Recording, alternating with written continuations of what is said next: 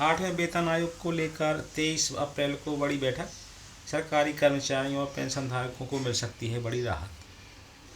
सरकारी कर्मचारियों और पेंशनधारकों के लिए एक बड़ी खुशखबरी सामने आ रही है। 8वें वेतन आयोग को लेकर लंबे समय से चल रही चर्चाओं के बीच अब राष्ट्रीय संयुक्त सलाहकार मशीनरी परिषद JCM की स्थायी समिति की अगली बैठक की तारीख तय कर दी गई है। यह बैठक 23 अप्रैल 2025 को आयोजित की जाएगी।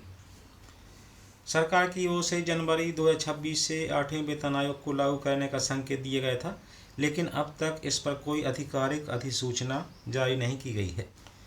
इसी को लेकर NCJCM की स्थायी समिति ने यह बैठक बुलाई है।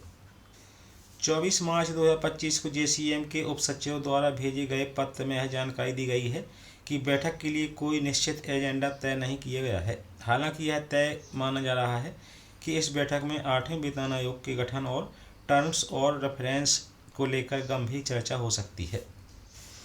NCJCM की स्थायी समिति की पिछली बैठक 10 फरवरी 2025 को हुई थी, जिसमें कर्मचारी पक्ष द्वारा आयोग के गठन और कार्यक्षेत्र पर अपने सुझाव सरकार को सौंपे गए थे, लेकिन सरकार की ओर से अब तक कोई ठोस फैसला नहीं लिया गया है।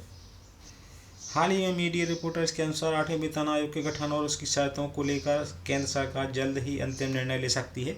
माना जा रहा है कि इस माह के अंत तक केंद्रीय कैबिनेट द्वारा कोई बड़ा फैसला लिया जा सकता है।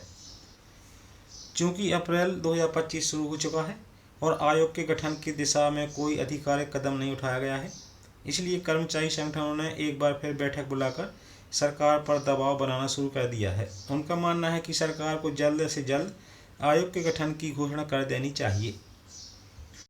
अब सभी की निगाहें 23 अप्रैल 2025 की बैठक पर टिकी हैं। अगर इस बैठक में सकारात्मक निर्णय लिया गया तो यह सरकारी कर्मचारियों और पेंशनधारकों के लिए एक बड़ी राहत साबित हो सकती है।